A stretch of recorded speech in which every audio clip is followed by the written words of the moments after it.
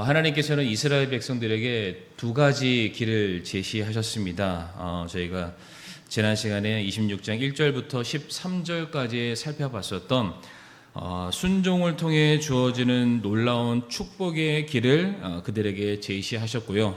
또 다른 하나는 오늘 우리가 이제 살펴보게 될 그런 귀한 내용들인데 14절부터 마지막 46절까지 불순종으로 말미암아 임하게 되는 저주와 심판의 길, 두 가지 길을 하나님이 이스라엘 백성들에게 보여주시게 됩니다. 특별히 오늘 우리가 살펴보게 될 불순종에 따른 저주와 심판에 관련된 모든 내용들, 결코 우리가 참 즐거운 마음으로 들을 수 있는 그런 말씀은 아닙니다. 그러나 우리가 이 말씀을 들으면서 이와 같은 오해는 없기를 바라는데, 하나님께서 불순종하는 자에게 저주를 내리시기도 하고요, 징계를 주시기도 하고 심판을 내리시기도 합니다. 그러나 이것은 단순히 하나님께서 자신의 말을 듣지 않는 죄인들을 향한 하나님의 분노의 표출만을 우리에게 보여주시는 게 절대로 아닙니다. 오히려 그와 같은 일련의 과정들을 통해서 하나님께서는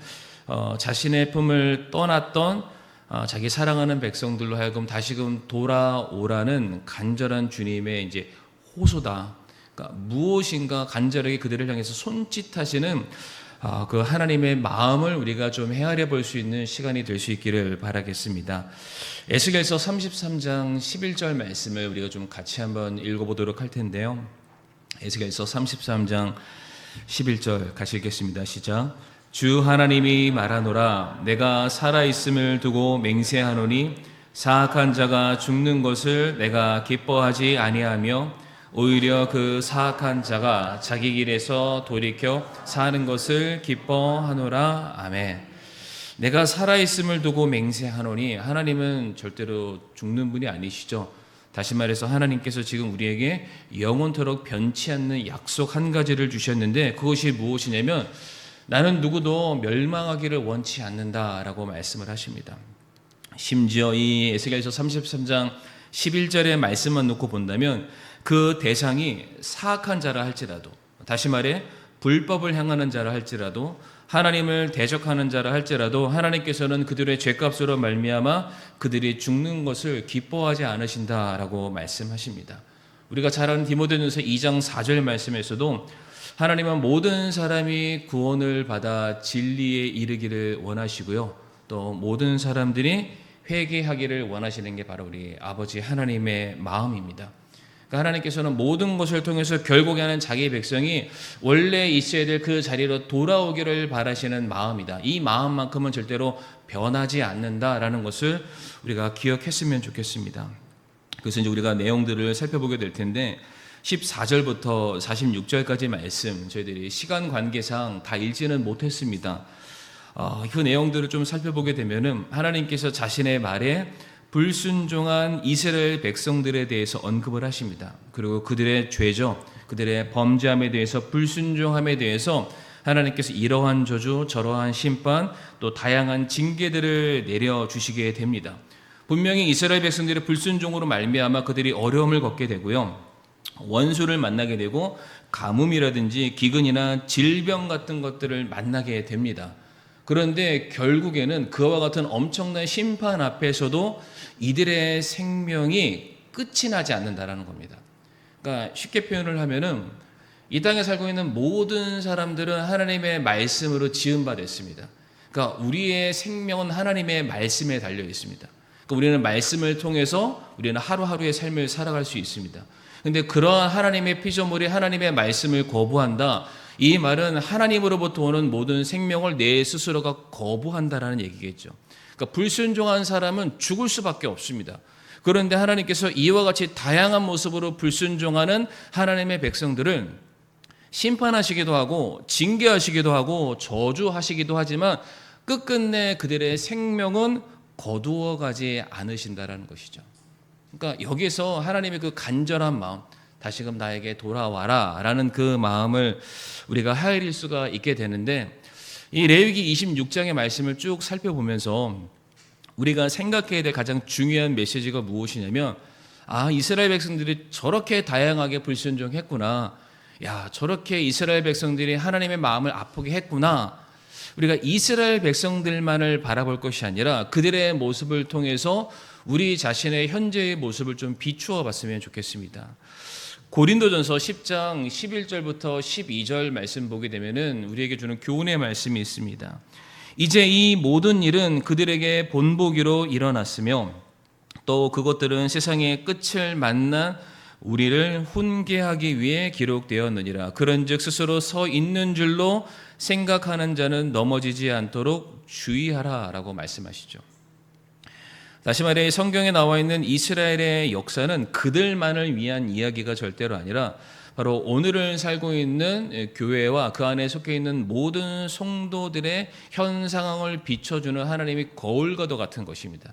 교훈을 삼아야 되고요. 우리가 그 말씀을 통하여서 우리 자신을 돌아보고 회개할 것이 있으면 회개하고 또 우리가 은혜 안에 있다면 더욱더 간절히 그 은혜를 사모할 줄 아는 그런 마음이 우리에게 필요하다라는 것이죠.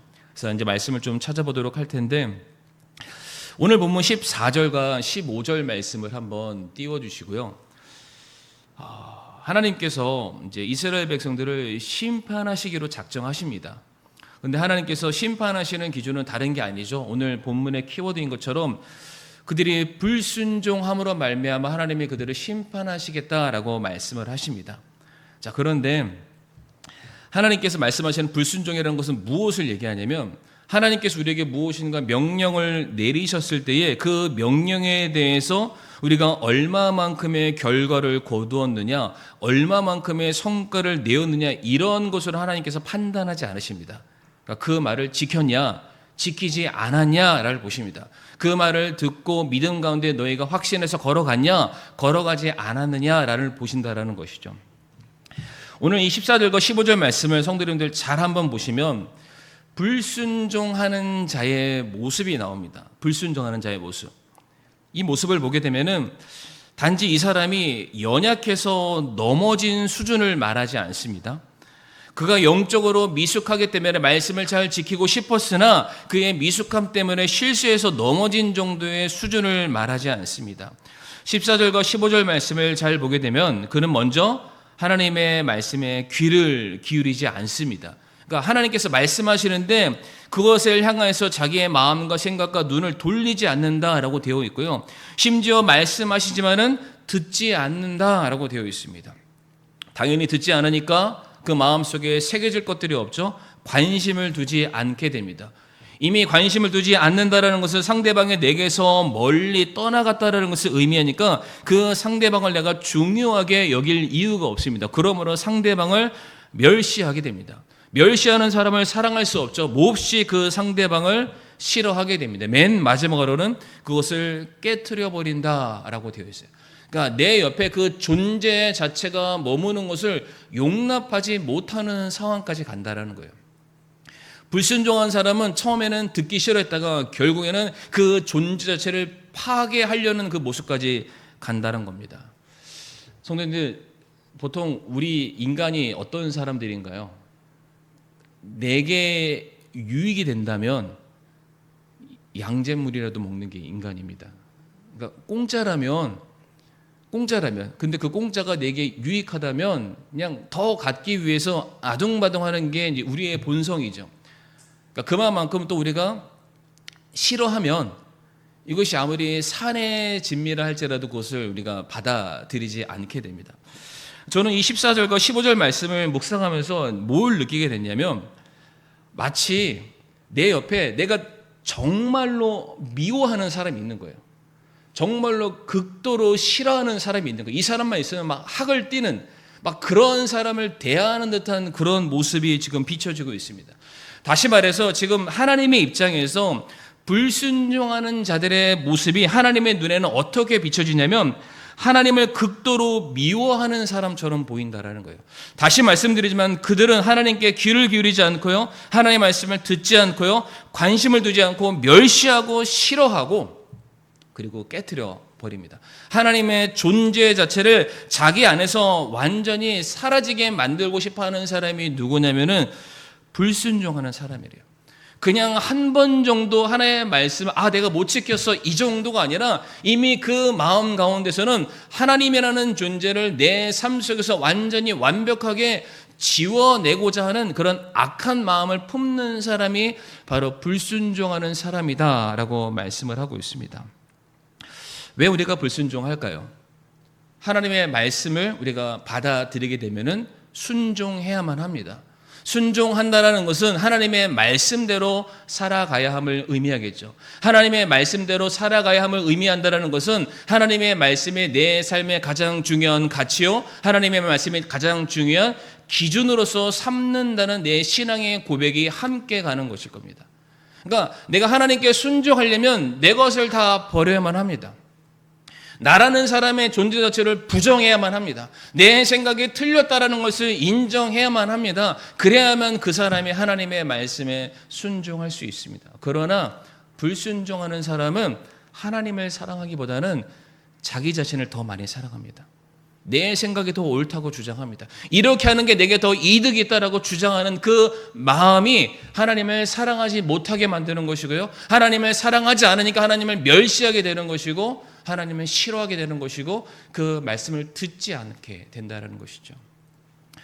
디모데후서 3장 1절과 2절 말씀 보게 되면 이렇게 말씀하시죠. 또한 이것을 알라. 즉 마지막 날들의 위험한 때가 이르리라. 마지막 때가 되면은 믿지 않는 사람들이 창궐한다. 그러니까 이 세상 자체가 믿음 없음으로 발견될 것이다 라고 말씀하시는데 그 마지막 때의 사람들의 특징이 무엇입니까? 사람들이 자기를 사랑하며 탐욕을 부리며 자랑하며 교만하며 신성 모독하며 부모에게 불순종하며 감사하지 아니하며 거룩하지 아니하며. 여기서 부모에게 불순종한다는 것을 가장 근원이 되시는 우리 아버지 하나님을 거기 한번 넣어보시기 바랍니다. 마지막 때가 되면은 사람이 자기를 너무 사랑하고 내 안에 탐욕을 채우고 나 자신의 이름을 높이기 위해서 뭐 한다고요? 교만해진다라는 거예요. 신성 모독한다라는 거예요. 피조물이 창조주를 향해서 대항하는 그런 모습들을 보이게 된다. 부모에게 불순종한다. 감사하지도 않는다. 그가 거룩히 구별된 하나님의 백성이지만 자신의 그 거룩함을 버리고 세상에 더럽고 추악한 모습 그대로 살아가고 있다라고 지금 말씀하고 계시죠. 마치 그 바벨탑 정신을 보는 것 같습니다. 사람들이 자기의 이름을 내기 위해서 하나님의 권위에 도전하기 위해서 자신을 위해서는 계획적이고 자기 주도적으로 살아가고 있지만 결국 하나님을 향해서는 그 무엇도 하지 않는 그 모습이 바로 불순종하는 자들의 삶을 통해서 드러나게 된다라고 말씀하시죠. 그런데 참 무서운 말씀이 무엇이냐면 오늘 본문 16절 말씀을 한번 띄워주시면 이렇게 불순종하는 사람들을 향해서 하나님이 뭐라고 말씀하시냐면 그 16절 상반절에 뭐라고 되어 있습니까? 나 또한 이같이 너희에게 행하리니라고 되어 있습니다. 그러니까 14절과 15절이 우리가 하나님께 했던 행동이라면 하나님께서 말씀하시는 그래? 네가 나한테 그렇게 해? 네가 나를 그렇게 미워해?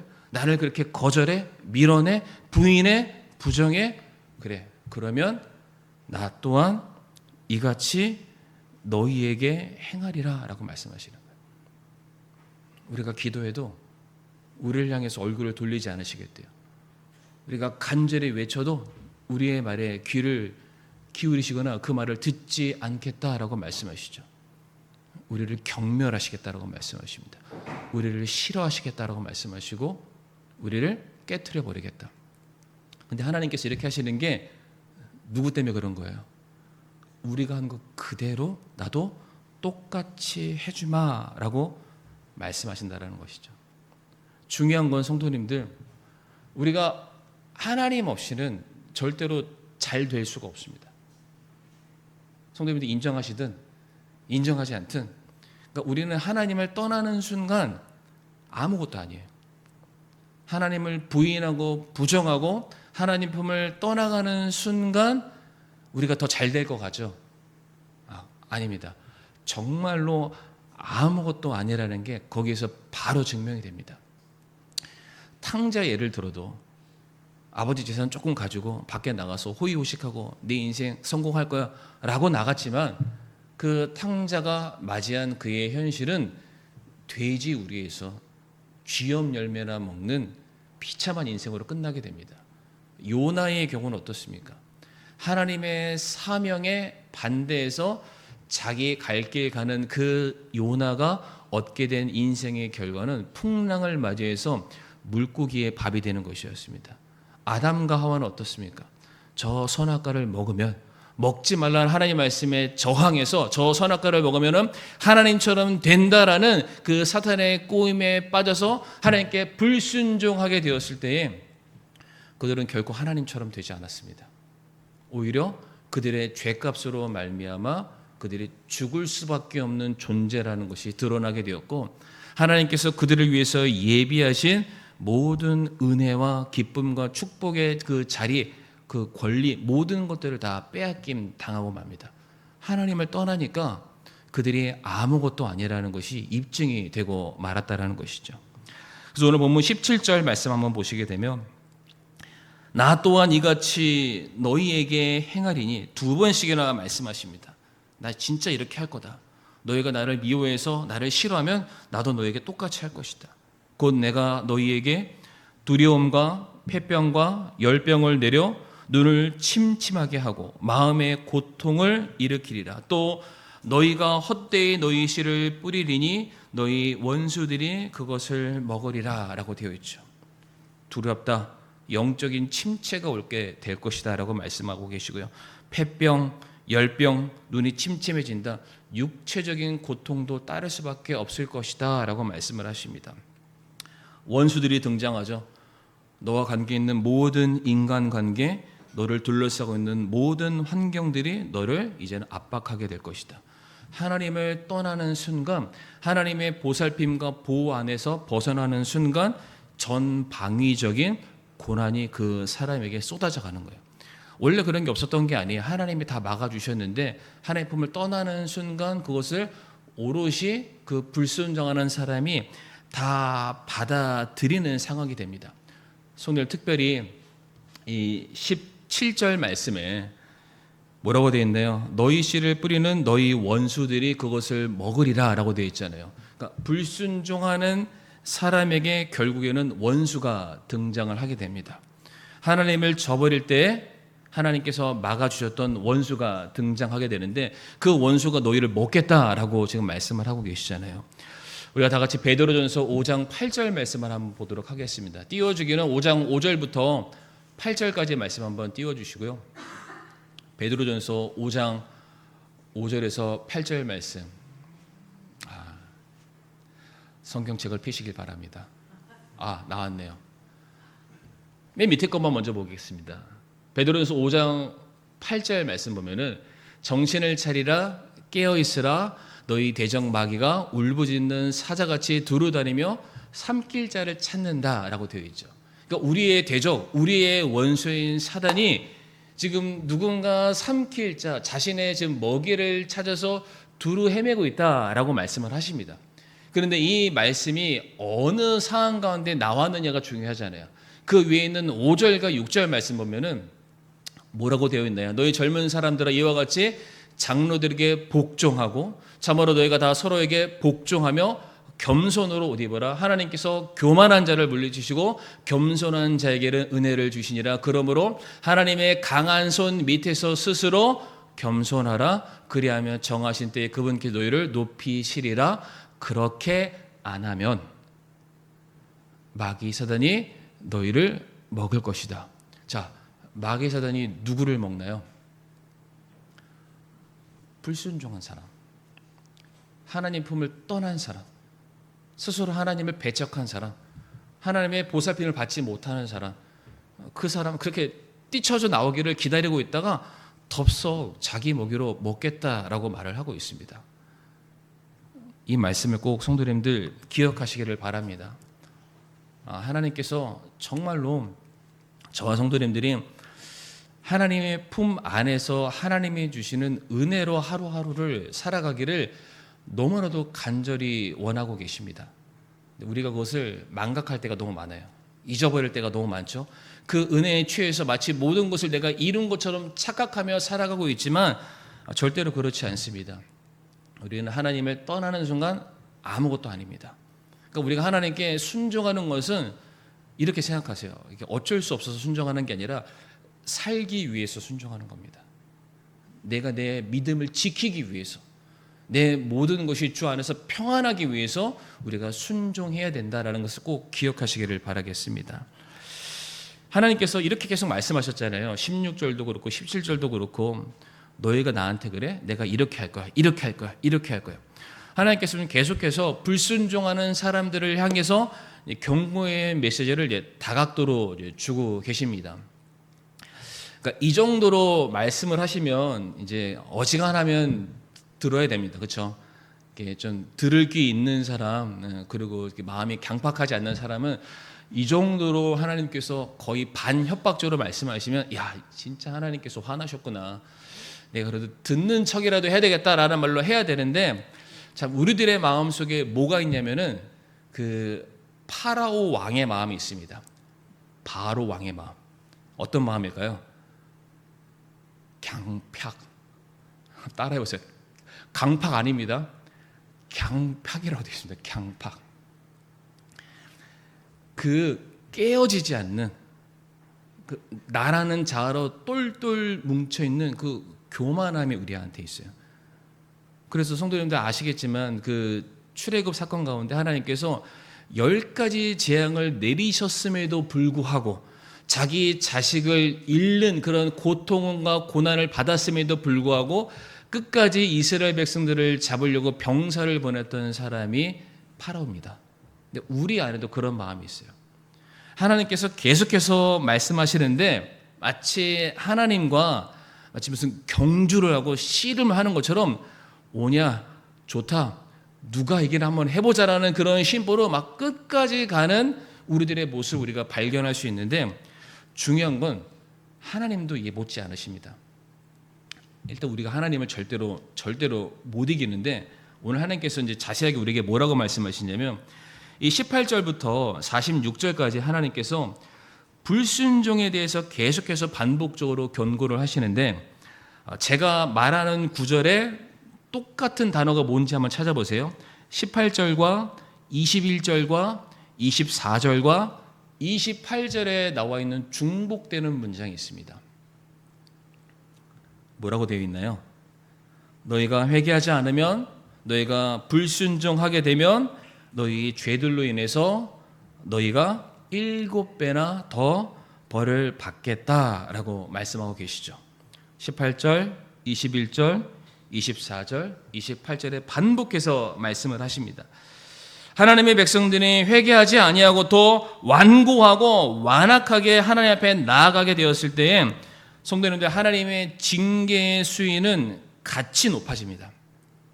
심판의 강도가 더 강해진다라는 거예요. 처음에는 나라는 한 개인에서 머물렀다면 그것이 내 가족과 내가 속해 있는 단체와 내가 포함되어 있는 이 사회와 나라와 모든 환경 가운데로 그 심판의 범위가 확대된다라는 것이죠.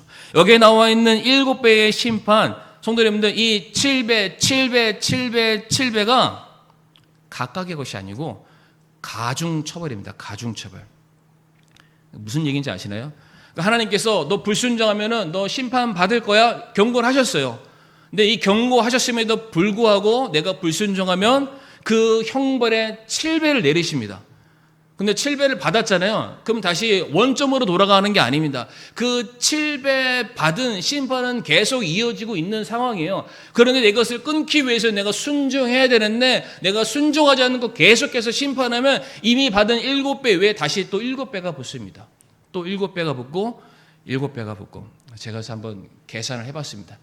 7 곱하기 7 곱하기 7 곱하기 7 47에 28이 아닙니다. 성도님들, 7, 7에 49. 그 다음 아시는 분들 굉장히 머리 똑똑하신 거예요.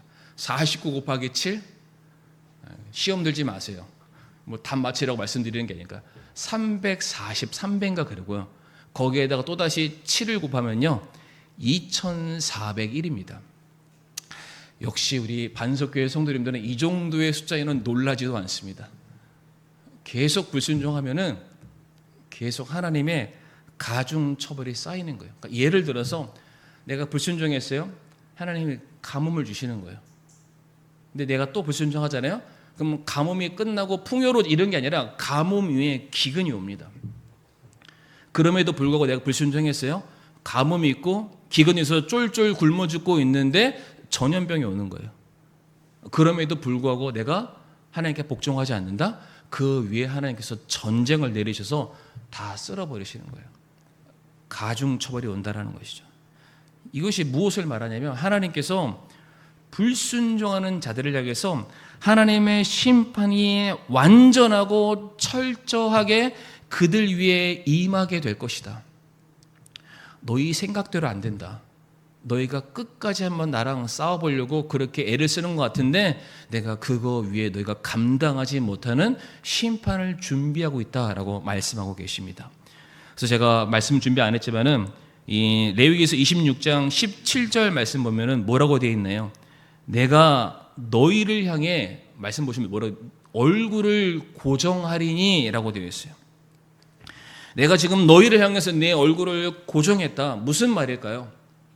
숨길 수 없다라는 겁니다. 숨길 수 없다. 하나님께서 모든 것을 다 지금 보고 계시고요. 계수하고 계시고요. 기록하고 계십니다. 그리고 우리가 행한 모든 것들에 대해서 그것을 다 갚으시겠다라고 말씀하시죠. 마태복음 16장 27절 말씀 보게 되면 사람의 아들이 자기 아버지의 영광 중에 자기 천사들과 함께 올 것이요 그때에 그가 각 사람에게 그의 행위대로 갚아주시리라. 로마서 2장 6절 말씀 보게 되면 그분께서 각 사람에게 그의 행위대로 갚으시되 하나님께서 누군가에게 들은 말을 가지고 그런가 보다 하고 심판하시는 게 아니라 하나님의 얼굴을 우리를 향해서 고정하시고 직접 보시고 직접 판단하시고 직접 심판을 내리시겠다라고 말씀하시는 거예요. 그러니까 누구도 하나님의 그 심판 앞에서 어떠한 핑계도 될 수 없습니다. 하나님 이거 너무 억울한데요. 하나님의 심판이 너무 큰 것 같은데요. 계산이 좀 잘못된 것 같은데요. No, 절대로 그러지 않습니다. 하나님께서는 정확하게 계산하고 계십니다. 로마서 2장 3절에서 8절까지 말씀을 우리가 좀 같이 읽어봤으면 좋겠는데요. 같이 한번 읽어보겠습니다. 시작. 그런 일들을 행하는 자들을 판단하고도 같은 일들을 행하는 사람아 내가 하나님의 심판을 피할 줄로 생각하느냐 혹은 하나님의 선하심이 너를 인도하여 회개하게 함을 알지 못한 채 내가 그분의 선하심과 관대하심과 오래 참으심의 풍성함을 멸시하느냐 다만 내가 내 강팍함과 뉘우치지 아니하는 마음에 따라 진노의 날 곧 하나님의 의로운 심판이 나타나는 그날에 닥칠 진노를 내게 쌓아 올리는도다. 그분께서 각 사람에게 그의 행위대로 갚으시되 참고 꾸준히 잘 행함으로 영광과 존귀와 죽지 아니함을 구하는 자들에게는 영원한 생명으로 갚으시고 좋아하며 진리에 순종하지 아니하고 불의에 순종하는 자들에게는 경노와 진노로 갚으시리라. 아멘. 그 앞에 있는 5절 말씀에 뭐라고 되어 있나요? 그날에 닥칠 진노를 우리가 계속해서 쌓아 올리고 있다. 7배, 7배, 7배. 하나님께서 계속 그것을 다 기억하고 다 알고 계신다라는 것이죠. 그러나 사랑하는 성도님들, 제가 처음에도 말씀드렸지만 하나님께서는 사악한 자가 죽는 것을 절대로 기뻐하지 않으십니다. 하나님께서 이와 같은 엄중한 심판의 경고의 메시지를 우리에게 주시는 것은 제발 돌아오라는 겁니다. 제발 돌아와라. 내가 이렇게 해서 너희를 겁주려는 게 아니라 정말로 하나님을 떠나는 자, 아니 하나님과 상관없는 자들은 이와 같은 심판을 받는데 너희는 다른 존재들이지 않냐. 너희는 나와 함께, 소위 말해서 지난주 말씀 기억하시는지 모르겠지만 너희는 나와 상관 있는 자들이 아니냐. 그러니까 제발 남처럼 행동하지 말고 나와 상관없는 자들처럼 살지 말고 내 말 안에 거하라 라고 말씀하고 계시는 거예요. 그래서 이 14절부터 39절까지 말씀 보면은 야 진짜 말씀 한번 제대로 안 지켰다간 큰일 나겠다. 패가 망신하겠다. 야 하나님의 그 완전한 파멸과 절망이 너무 무섭게 들리실 수가 있습니다. 근데 만약에 39절로 말씀이 끝났다면 하나님은 무서우신 분이십니다. 그런데 오늘 본문 40절 말씀에 하나님께서 굉장히 놀라운 반전을 우리에게 허락하시죠. 40절 시작하는 그 구절이 성도님들 어떻게 되어 있나요? 그들이 만일. 저는 이 말씀에 너무 큰 위로를 받았습니다. 내 말 안 들으면 이렇게 될 거야, 이렇게 될 거야, 이렇게 될 거야. 7배가 뭐야? 7배, 2401배의 심판이 너희들 기다리고 있어. 그러니까 제발 너희들 정신 차려라. 내가 좀 똑똑하게 너희를 다 지켜보고 있어. 함부로 하지 마. 그러나 너희들이 만일 이렇게만 해준다면은 없던 일로 된다라는 겁니다. 없던 일이 된다라는 거예요. 내가 다 용서해 주겠다. 40절과 41절 말씀 보게 되면 하나님께서 요구하시는 것은 딱 하나입니다. 40절에도 나와 있고요. 41절에도 나와 있는데 뭐냐면은 자백하라라고 되어 있습니다. 자백하라. 인정하라는 겁니다. 무슨 말이냐면 우리가 범법함으로 말미암아 불순종함으로 말미암아 억울해졌던 모든 일들을 배상하라라고 말씀하지 않으십니다. 우리 때문에 틀어졌던 모든 일들을 너희의 힘으로 원상복구시켜서 다시금 내게 깔끔한 모습으로 가져와라 라고 말씀하지 않으셨습니다. 하나님께서 우리에게 요구하시는 건 딱 네 마디. 뭔가요? 잘못했음. 잘못했습니다. 용서해 주세요. 물론 다시 또 하겠지만 다시는 그렇게 하지 않겠습니다. 하나님 앞에서 회개하는 그 겸손한 자의 모습을 기대하고 계신다라는 겁니다. 특별히 41절 말씀에 어떠한 태도로 우리가 하나님께 회개해야 되냐면 자기들의 할례 받지 않는 마음을 낮추어 자기들의 불법으로 인한 형벌을 수용하면이라고 되어 있습니다. 무슨 얘기일까요? 하나님 저 죄 지었습니다. 그래서 앞에 14절부터 39절의 말씀은 불순종한 모든 사람들이 받게 될 형벌과 저주와 징계와 심판이 맞아요. 하나님 제 거예요. 제가 그것을 인정합니다. 제가 지금 그 심판에 제가 죽어도 할 말 없는 사람입니다. 라는 심정으로 하나님께 나와 자백하라는 겁니다. 물론 자격 없죠. 그러나 그러한 심정으로 이야기하라는 거예요. 성도님도 기억하시겠지만은 탕자가 아버지한테 돌아가잖아요. 근데 아버지한테 돌아가는데 떳떳한 마음으로는 가지 않습니다. 돌아가서 아버지가 반겨 맞아주니까 탕자가 제일 첫 번째 했던 그 말 기억하시죠? 아버지 소고기 주세요. 이런 얘기 안 했습니다. 뭐라고 됐나요? 종이라도 좋으니까. 그러니까 자식인 것은 분명한 사실이지만 내가 아무리 생각해봐도 내가 지금 자식이라는 신분으로 아버지 앞에 서기에는 내가 허물이 너무 많고 내가 너무 많이 불순종했고 내가 하나님의 마음을 내 아버지의 마음을 너무 아프게 했으니까 제발 그냥 내가 다시 아버지의 품 안에 거하는 한 명의 종이라도 상관없습니다. 그렇게라도 살았으면 좋겠습니다라는 그 죄인된 심정을 고스란히 가지고 하나님께 나와 자백하라라고 말씀을 하시는 거예요. 잘못했습니다. 그러면은 오늘 42절 말씀에 하나님께서 뭐라고 말씀하시냐면 내가 야곱과 맺은 내 언약과 또 이삭과 맺은 내 언약을 기억하고 아브라함과 맺은 내 언약도 기억하며 그 땅을 기억하리라.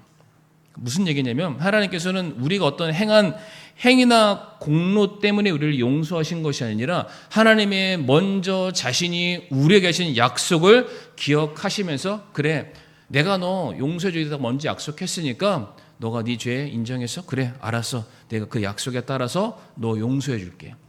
그래서 성도님들 그래서 44절과 45절 말씀 오늘 처음 읽었던 본문 말씀 보게 되면 44절에 뭐라고 되어 있냐면 내가 너를 버리지 않겠다. 내가 너를 싫어하지 않겠다라고 말씀하십니다. 감사하지 않으시나요? 우리는 하나님을 버렸고 우리는 하나님을 싫어했고 하나님과의 모든 관계를 다 깨트렸는데 하나님께서 말씀하시기를 잘못했어라는 그 한마디에 내가 너를 다시 내 자녀로 품을 것이고 내가 너를 내 가장 사랑하는 존재로 받아들이게 될 것이다.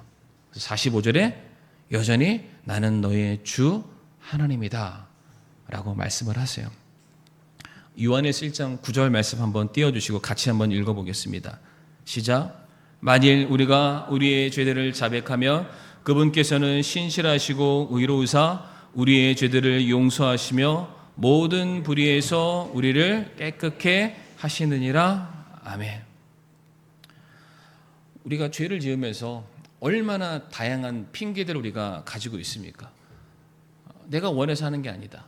어떠한 상황 핑계, 환경 핑계, 사람 핑계, 또 내 현실에 처해 있는 여러 많은 것들을 우리가 얼마든지 불평하면서 나의 죄인됨을 우리는 얼마든지 숨길 수 있습니다. 그러나 하나님께서 말씀하시기를 그런 것 다 내려놓고 맞아요, 주님. 제가 정말로 벌 받아 마땅한 그런 죄인에 불과합니다. 하나님의 은혜가 내게 없이는 저는 단 하루도 살아갈 수 없는 그런 사람입니다. 하나님의 약속이 오늘 내 삶에 평안하게 임하기를 원합니다. 그 고백으로 나오게 된다면 하나님께서는 불순종한 자들을 향해서 준비해 놓으신 저주의 길이 아니라 순종하는 자들을 위해서 예비하신 축복의 길로 우리를 완벽하게 새롭게 선회시켜 주신다 약속하고 계시죠. 그래서 오늘 말씀을 마무리해 보면은 하나님을 거역한 자의 최후가 얼마나 비참한지 우리에게 자세히 말씀해 주십니다. 그러니까 불순종하는 사람은 하나님의 보호막을 뛰쳐나가서 스스로 재앙의 문을 향해서 달려가는 사람과 똑같습니다. 그리고 회개하지 않는 그의 마음의 완악함과 완고함은 스스로 자신을 향해서 진노를 쌓아 올리는 행위입니다. 7배, 7배, 7배, 7배 꼭 기억하시길 바랍니다. 그럼에도 불구하고 하나님께서는 이 모든 무서운 심판 중에서도 그 사람 향해서 은혜의 길을 또 회복의 문을 예비해 두고 계십니다. 그곳을 들어가기 위해서 뭐 열심히 하실 필요 없습니다. 종교적인 활동도 필요 없습니다. 하나님 앞에 스스로 죄인됨을 고백하고 잘못했습니다. 예수님의 이름으로 하나님께 나아가기만 한다면 하나님께서는 신실하시고 자비로우시고 은혜가 많으신 분이시기 때문에 그 약속의 말씀을 붙들고 저와 성도님들을 다시금 새롭게 만들어 주시게 될 것입니다. 그래서 이 시간에 우리 성도님들 우리가 머릿속에 이 시간 함께 기도할 때에 참 우리들의 삶을 좀 우리가 정직하게 돌아보는 이 시간이 되기를 원하는데 혹여나 우리들의 마음속에 하나님을 거역하고 우리가 내 뜻대로만 살고자 했었던 그런 완악함이 우리에게는 없었는가 이 시간 좀 돌아보기를 원하고요. 이 세상의 풍요를 너무 쫓느라 우리가 하나님의 품을 좀 떠나가는 그런 이방과 같은 모습으로 살지 않았을까. 또한 반복되는 하나님의 경고에도 불구하고 여전히 죄의 자리를 떠나지 못하고 이곳에서 탐욕적으로 살아가는 그런 나의 삶의 모습은 없었는지 우리가 그런 것을 다 떠나서 지금도 우리를 향해서 두 팔 벌리고 계시는 우리가 아버지 하나님을 향해서 우리가 통회하고 자복하는 마음으로 하나님 제가 잘못했습니다. 제 죄를 용서해 달라라고 그렇게 고백할 수 있는 저와 우리 성도님들이 될 수 있기를 바라겠습니다. 그래서 이 시간에 우리 성도님들 짧은 시간이 되겠지만은 혹여나 우리 성도님들 하나님 앞에 정직하지 못했던 그런 부분들이 있다면 이 시간 우리가 하나님 앞에 고백하면서 우리의 죄를 또 용서받는 그런 시간들이 되기를 바라겠습니다.